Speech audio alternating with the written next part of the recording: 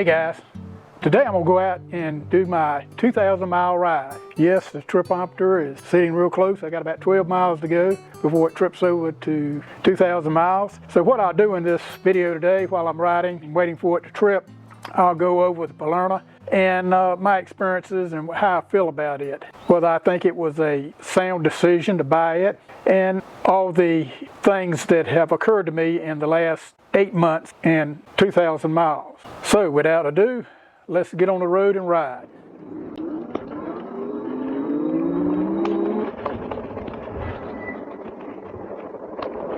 And I'm on my way. Beautiful day.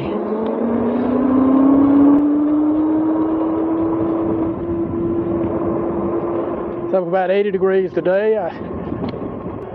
Getting ready to come up, not quite 2,000 yet. Technically, when it hits 2,000, it's going to be it's going to be over 2,200 because the odometer is off on this bike. But we'll go ahead for the sake of most people going by their odometer on the bike.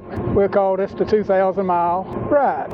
So, how do I feel after having this bike for 8 months and 2,000 miles? So far, I am very pleased with the Polarna.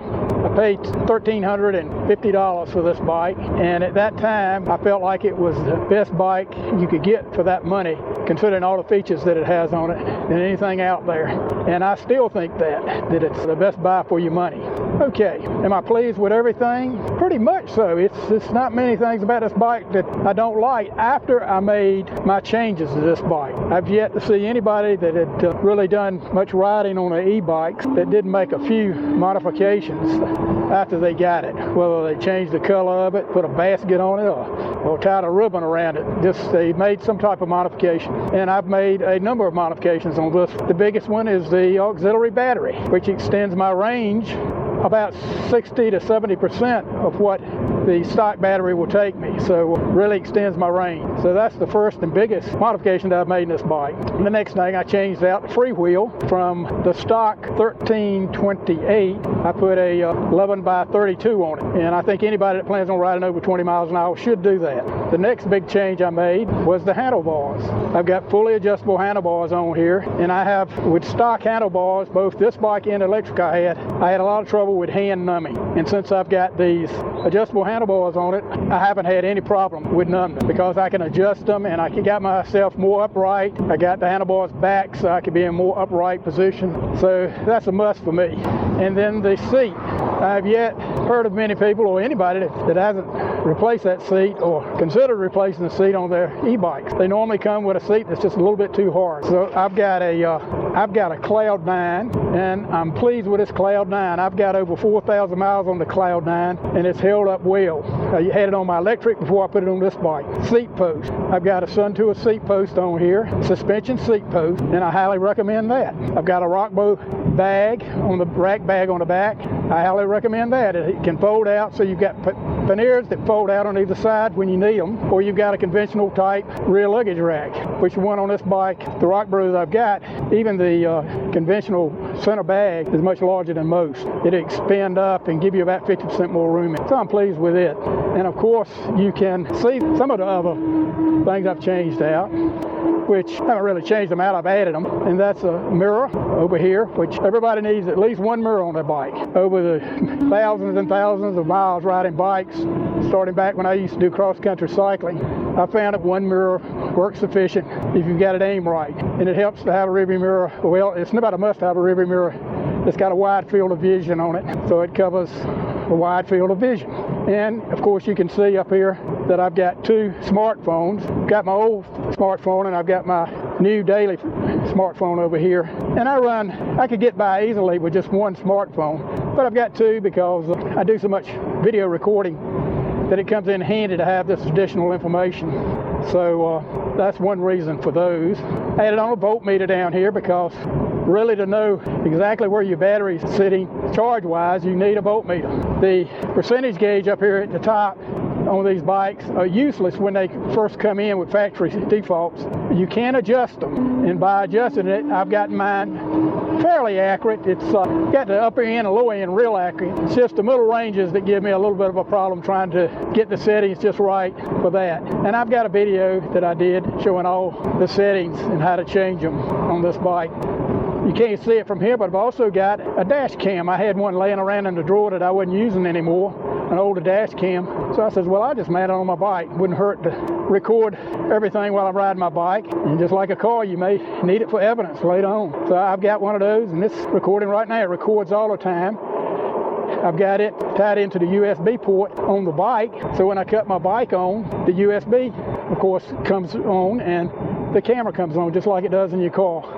So I don't have to worry about cutting that camera on and off. It automatically comes on when I power up the bike, and it shuts down when I power off the bike. On your left. How you doing? All right, how about you? Fine. So another big change that I made was changing out the tires. I changed to the Kinder Craze tires, which is a fully road tire. Got rid of my knobbies. Much quieter, smoother ride.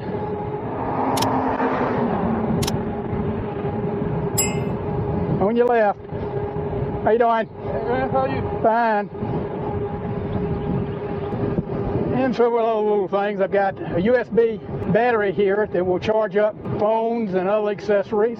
Also have on it the battery voltage scale that I made. And actually down here I've got another USB solar battery that occasionally I'll use. I normally don't have it on the bike. I normally leave it at the house. And you can't see it, but I've got 4 strobe lights on my bike. I don't know if you can tell this one over here is strobing or not because the sun's so bright. But I've got 2 white strobes on the front, and I've got 2 red strobes on the rear. Okay, I've got 9 more miles, and I will trip it over to 2,000. Okay, I'm off my beaten path a little bit today. I thought I'd just ride to the reservoir. It's about 3 miles off my normal bike route that I do each day. Still got about 7 miles to go. So we go out to the Tar River Reservoir.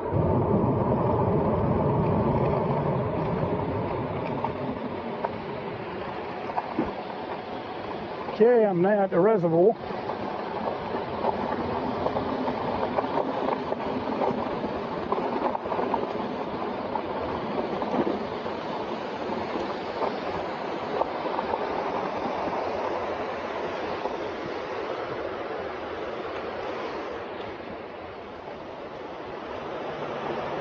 Okay, you should be able to see the reservoir from here.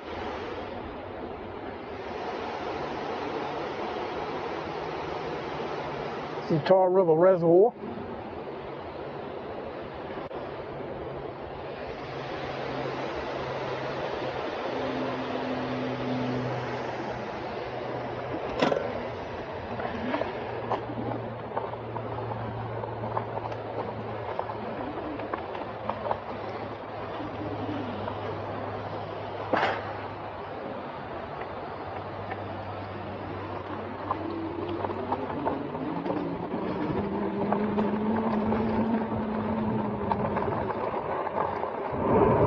Okay guys, I've got 2 miles to go before I hit 2,000 miles. So I've got 2 miles to go before I hit 2,000. I don't know if you notice or not. I'll try to see if I can't get the camera on it. But I've got my extended flag out. And I use this flag when I'm on tight roads like this one that has no shoulder. It's very narrow. People have a tendency just not to give you enough berth. So I found out this flag really helps. It projects out a little bit less than 3 feet. So 3 foot, of course, is the minimum that vehicles are supposed to give you when they go around you, is 3 foot clearance. So if they hit my flag, they've definitely violated that. Of course, I don't mind them hitting that as long as they don't hit me. Okay, this road's just a little bit heavily traveled, so I'll go ahead and bump my speed up. Okay, clear.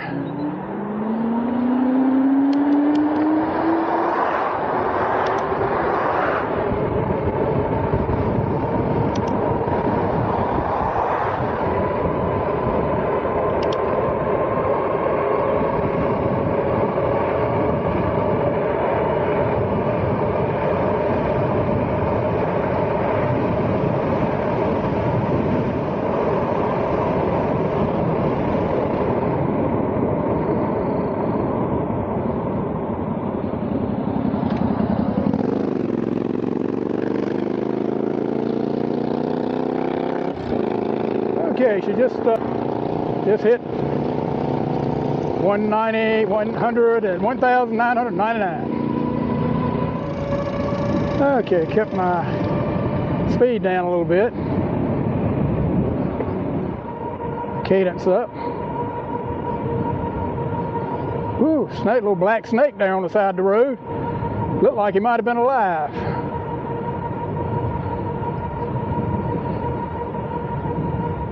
Hope that's not an omen. Of course, that's a black snake. He's not poisonous, so he wouldn't have hurt me. Won't be long now. Okay, get the champagne out.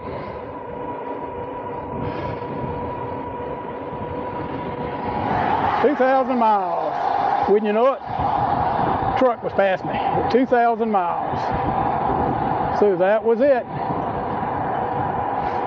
And like I say, I've got really 2,200 and some.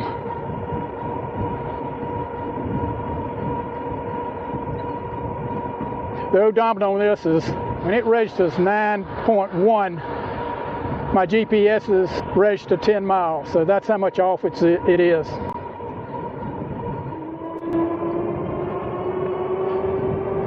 Okay, so I got my 2,000 miles in.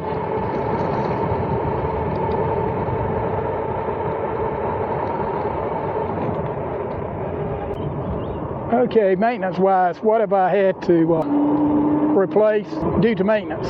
Well, when I first got this bike, I had a clunking sound in the rear by the rear hub, and I wasn't exactly sure what it was. And one of the first things I did, I changed out my freewheel. Well, whatever it was related to the freewheel, the clinking sound. I changed to a new freewheel, and lo and behold, the sound went away.